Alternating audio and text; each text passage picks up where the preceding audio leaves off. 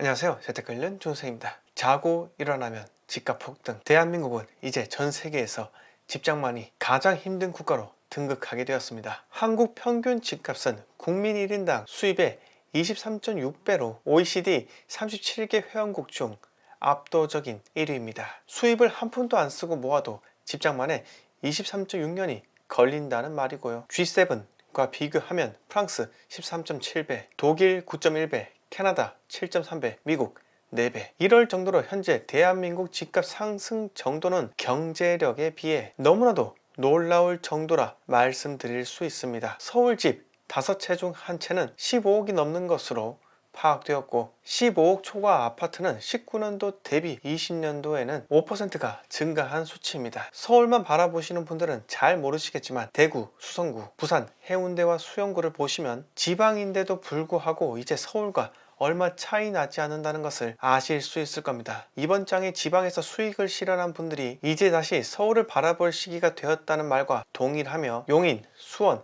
하남 등 서울과 인접한 도시에 투자한 사람들이 수익 실현하였고 다시 서울로 진입한다는 말과도 동일합니다. 15억 이상은 주택담보대출이 한 푼도 나오지가 않지만 정부에서 작심하고 쳐놓은 15억이라는 지지선은 그냥 몇 번의 시도 끝에 뚫려버리게 되었고 이제 정부에서는 더 이상 사용할 규제 카드가 없는 것이 현실이죠. 그래서 전세 끼고 매수하는 갭 투자를 방지하기 위해 전세자금 대출 금리까지 이제 올리려고 하고 있을 정도로 이제는 건들면 안 될 뇌관까지 손을 뻗기 위해 안간 힘을 쓰고 있는 단계에 접어들었기도 합니다. 만약 전세자금 대출 금리가 상승된다면 전세로 살고 있던 사람들은 점점 외곽으로 내몰릴 수밖에 없고 전세에서 월세로의 가속화가 일어날 수밖에 없게 됩니다. 즉 양극화가 점점 더 심각해진다는 말이죠. 또한 신용대출은 원금 분할 상환 의무화로 제도 자체를 손보려고 하니 제2, 제3금융권까지 몰리지 않겠나 하는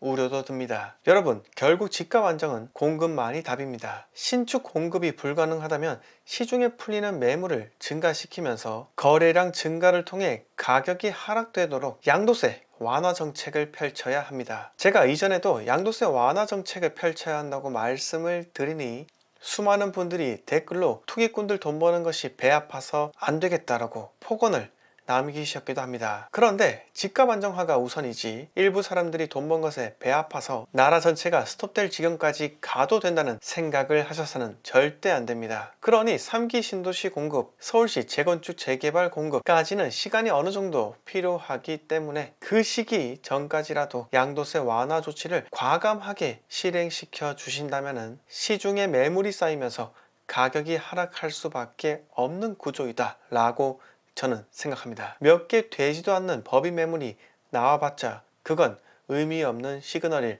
뿐입니다. 규제 완화만이 이제 답입니다. 다음 이야기로 넘어가겠습니다. 조정 대상 지역 지정은 지자체 의견 청취 및 주거정책심의위원회 심의를 거쳐 국토부 장관이 지정한다고 명시되어 있습니다. 즉 지자체 의견은 형식적으로나마 반영한다는 의미이죠. 여기서 대표적인 규제를 한다면 2주택 이상 보유 세대는 주택 신규 구입을 위한 주담대가 금지되며 실거주 목적이 아니라면 주담대 자체가 나오지 않게 됩니다. 단 처분 조건이 따라붙게 되는 거죠. 즉 전세기고 매수하는 갭 투자만 가능하다는 의미이죠. 또한 다주택자 양도세 중과와 장기 보유 특별공제 배제, 2주택 이상 보유자 종부세, 추가과세, 가액에 상관없이 주택 구입 시 자금 조달 계획서 의무 제출, 이런 규제들이 적용받게 되는데 12.17 대책을 통해 인구 10만의 논산시와 공주시가 이렇게 무시무시한 규제인 조정 대상 지역으로 지정이 되었습니다. 논산시와 공주시에 대해서 제 생각을 말씀드리고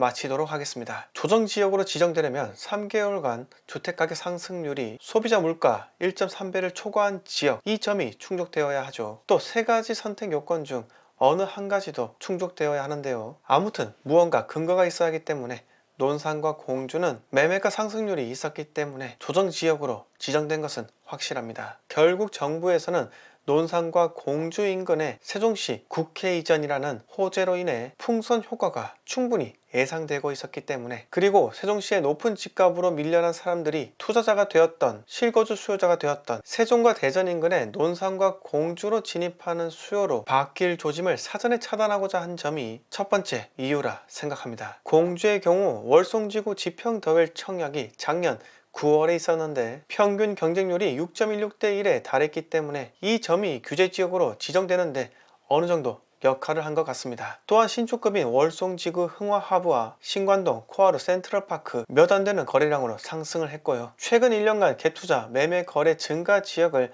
아실 사이트로 보면 공주는 충남에서 6위에 불과하기도 합니다. 충남 지역에서 외지인 거래량 순위는 4, 5위 정도 하고 있고요. 뭐 이런 지표가 있었다 하더라도 당연히 조정지역으로 지정돼도 된다 라는 의미가 아닙니다. 객관적 지표가 있어야 하는 정량적 요건에 충족되었겠지만, 저는 공주나 논산 모두 정성적 요건인 과열대 우려가 있는 지역으로 국토부에서 판단한 것으로 생각이 듭니다. 그냥 세종시와 대전시 주위 지역들을 싹 다 묶은 것이고요. 결국 정부에서는 이번에는 풍선 효과가 우려된다는 말을 듣기 싫은 나머지 집값 폭등이라는 책임을 회피하기 위해 이런 결과를 낸 것이지 않나 의심이 되네요. 논산 힐스테이트 자이를 한번 보시면 29평이나 33평 모두 최근 거래 건수가 거의 없다 해도 무방하죠. 2019년 1월 입주할 당시에는 거래량이 좀 있는 것으로 확인이 되는데, 설마 입주 2년차가 되자 말자 조정지역으로 묶으면서 혹시나 2019년도에 매수한